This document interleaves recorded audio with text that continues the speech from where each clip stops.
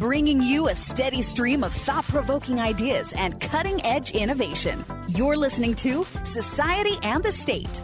Life, liberty, and your pursuit of happiness. Now, your hosts, Connor Boyack and Brian Hyde. And welcome once again to Society and the State. I'm Brian Hyde along with Connor Boyack, and this is episode number 69. And today, Connor and I are going to be talking about liberty. Big surprise, right? Yes. We never talk about that kind of stuff. It's probably the first time either of us has ever touched on this issue. Actually, Connor asked a really great question the other day, and it deserves some exploration. And the question was, is liberty a minority issue?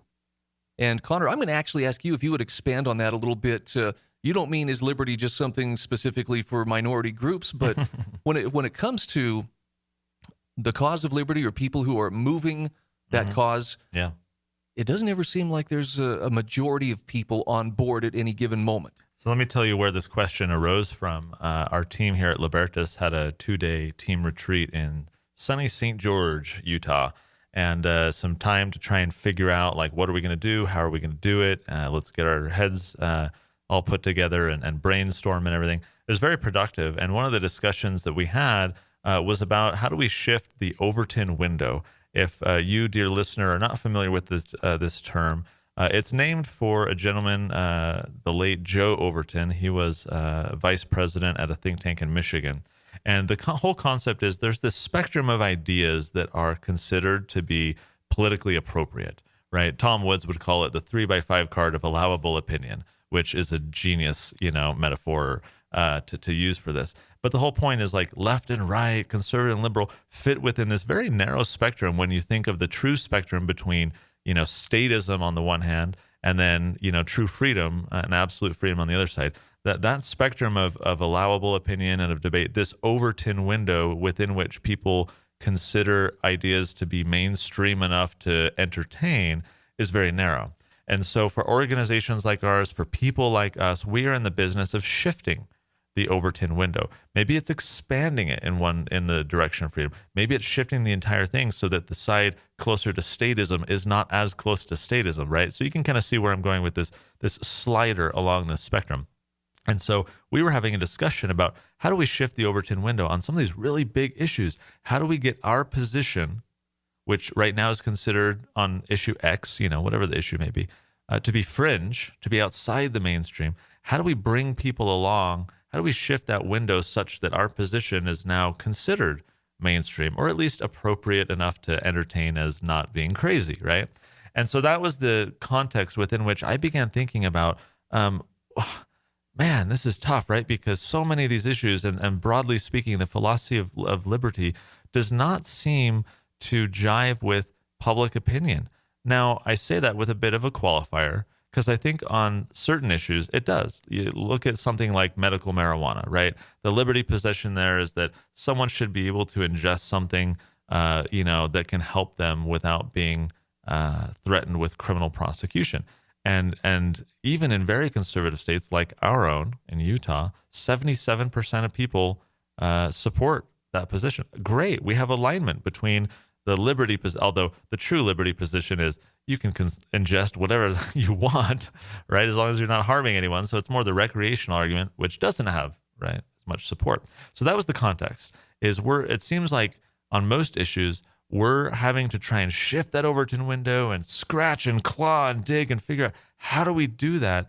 It's not that this is for ethnic minorities. It's that we as a number of people who agree with liberty generally seem to be a severe minority when it comes to the broader public. And so the question I want to explore with you, Brian, is liberty forever relegated to be a minority? Let's maybe start historically speaking. What are your thoughts on, whether we're talking about the American Revolution or since or before, what are your thoughts on, has this always been the case? Has liberty generally been in the past a minority issue? No, I think you nailed it when you pointed out that it's seldom that the majority is in the right. And I'm sorry, that's going to sound really arrogant. You're saying the masses are wrong? Yeah, more often than not they are. I mean, okay, was it the majority or was it the minority that screamed, "Free Barabbas"? Just as an example.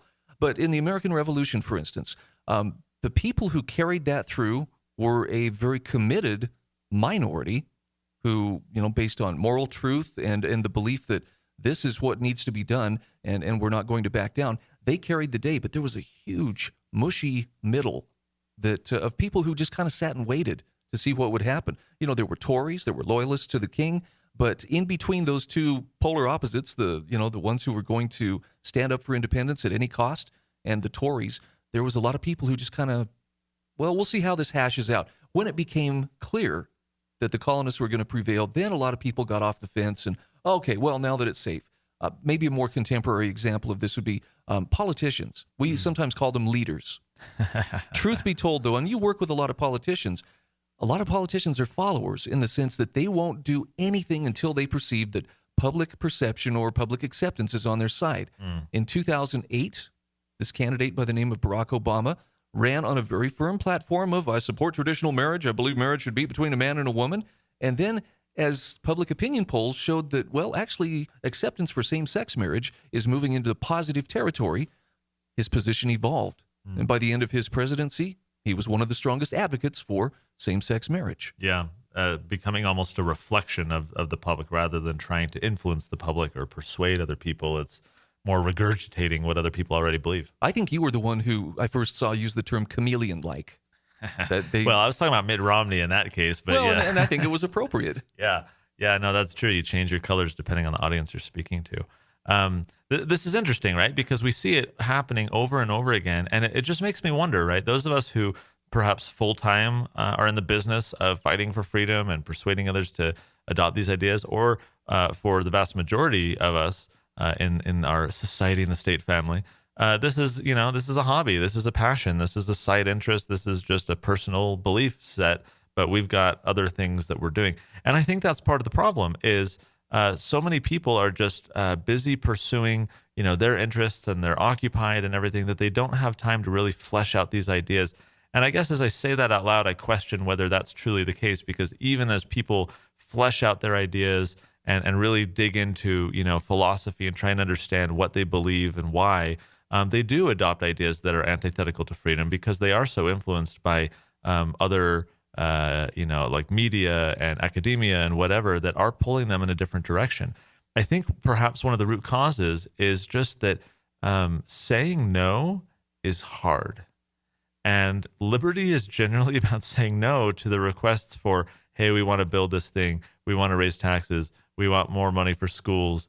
We want to create this new government office. We want to increase the salary of, politicians.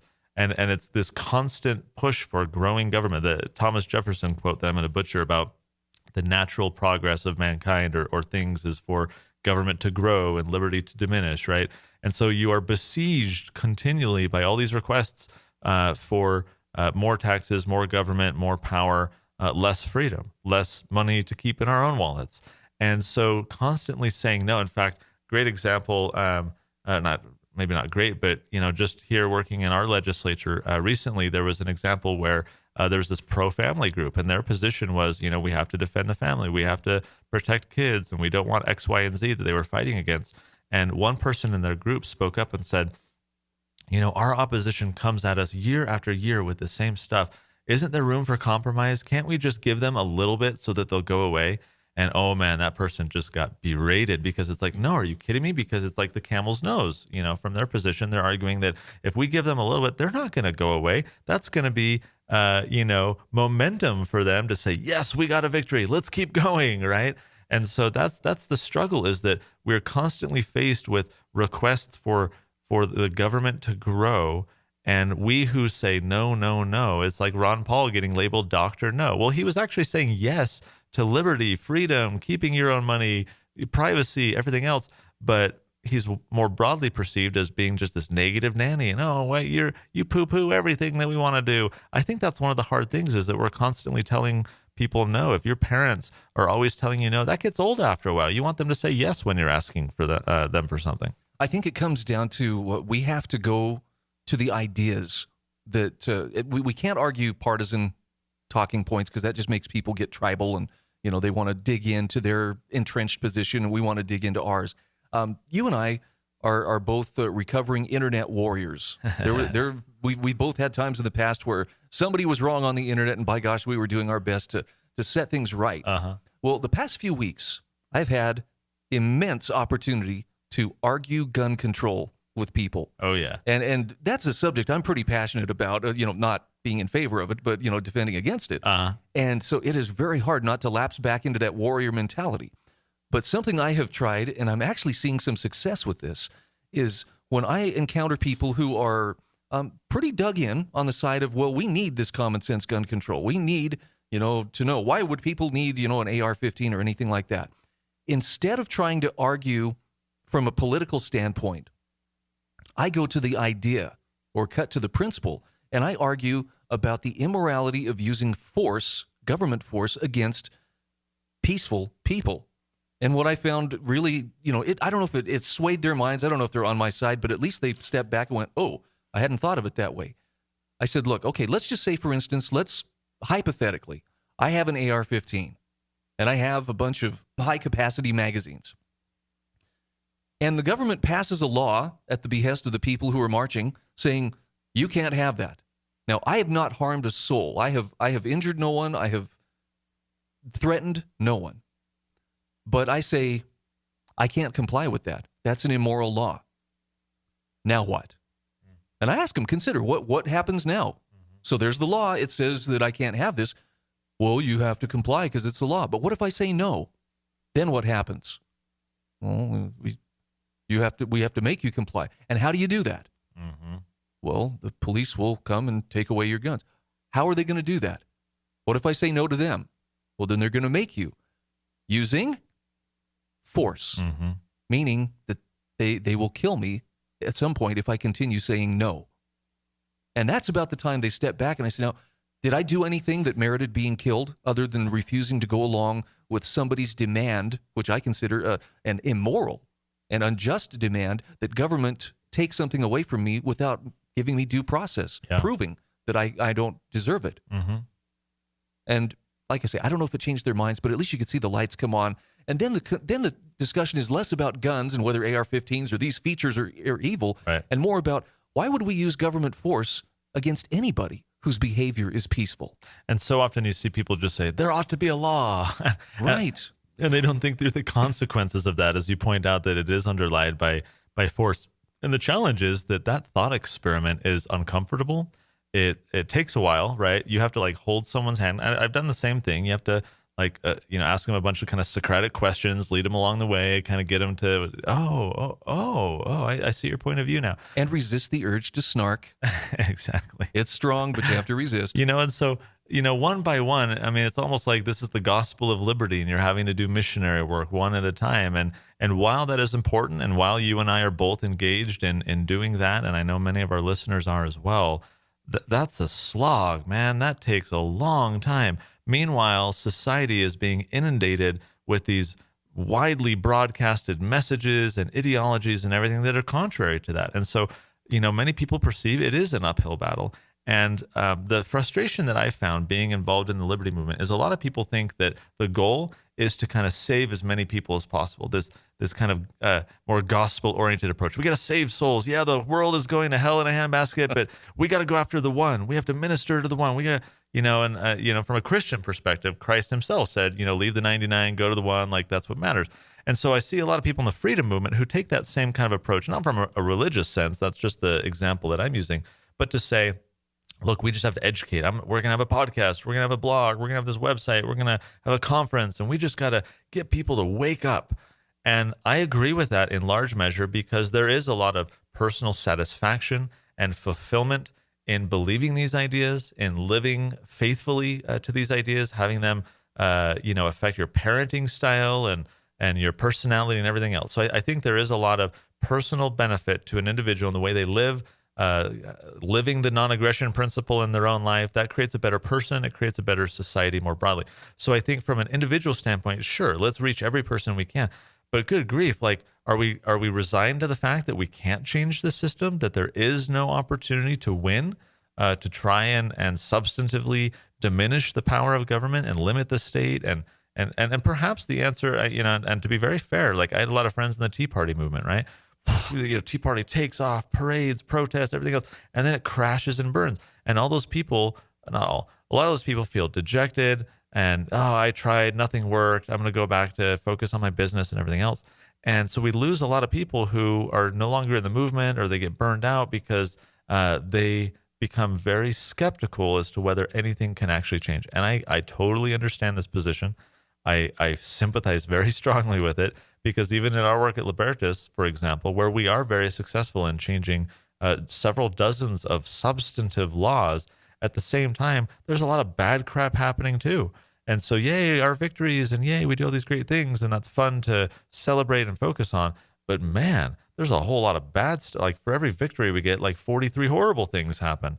So it's hard, right? Because as we're trying to say, how do we make liberty a majority position? The objective analysis of the world around us is that liberty is not winning.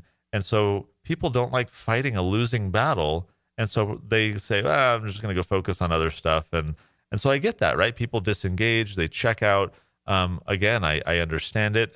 In many ways, I sympathize with it, and am even envious of it to some degree, because it's tough, you know? And so I just sit here wondering, how do you make liberty a majority position? Is it possible in our lifetime? What are the strategies that you need to do it? I'm reminded, Brian, of the quote it's attributed to Margaret Mead. I don't know that she ever said it, but never doubt that a small group of thoughtful, committed citizens can change the world. Indeed, it is the only thing that ever has. I think there's a lot of truth to that, because even to your point of the American Revolution, there were all those fence sitters, and it was this core group of people, these rabble rousers, who pushed and pushed and pushed and brought people along. They pulled that Overton window down the spectrum, right? And finally, a lot of people came along. And I gotta wonder, is it the rabble rousers of our day who we're never going to be in the majority until we reach that tipping point, until we pull and pull and pull enough where that position, let's say medical marijuana, right, finally becomes in vogue, and then people support it, at least on that single issue. There was a study done by the, I think it's the Rensselaer Polytechnic Institute. This was probably 10 years ago or so. They studied how ideas travel through society. And you've probably heard the term tipping point. Mm-hmm. Malcolm Gladwell wrote a marvelous book by that same name, and he describes kind of the same process. There comes a point where an idea is slowly gaining traction, and it starts very small, but as it gains traction, according to the Rensselaer Polytechnic Institute, once it reaches about 10% of the population, just 10%, mm-hmm. 1 in 10 people firmly say, yeah, I think that's true. It spreads like wildfire through the rest of the population. But when you reach that 10%, that's the tipping point where an idea typically will take hold. And so I guess what I'm saying is, take heart. If you feel like you're in a minority and you're just, wow, how come we can't seem to get a big group of people on board? Tom Woods, I think, explained it the best. He says, the masses really aren't interested in truth. They're not interested in, the same things that, liberty advocates may be interested in. What are they interested in? They're interested in attaboys, pats on the back, checks with their name on them. They want to be told how awesome they are. They don't want to be told, here's the heavy lifting we need to do. Mm-hmm. Until others are starting to do it on their own, and everyone else is doing it, I should jump in, right? When it's safe to follow, they'll follow. And I think so often we think in terms of 51%.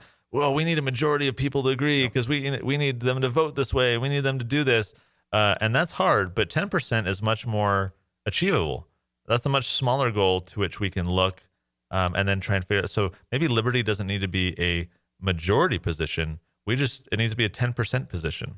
Well, Leonard Reed used to talk about how we create a gravitational pull around us by example. And I've seen this work.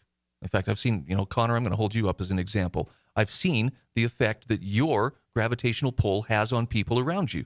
And you're one person, but your influence extends, it extends in a much broader circle because of the consistency that you've shown. I would just point out that the same is true for each of us. If we know what we're standing for, and I mean really know it, because this is one of the things that makes you so effective, that's where your own gravitational pull will start to increase. And that's where the 10% can pull in the 41%, so we do get a majority. All right, so we want you to share this episode wide and far. This is societyandthestate.com/69. Is liberty a minority issue? I think we know the answer, but I think we can be okay with the answer. Yeah, even if it is, We got work to do. we still have work to do, and we're going to make this happen.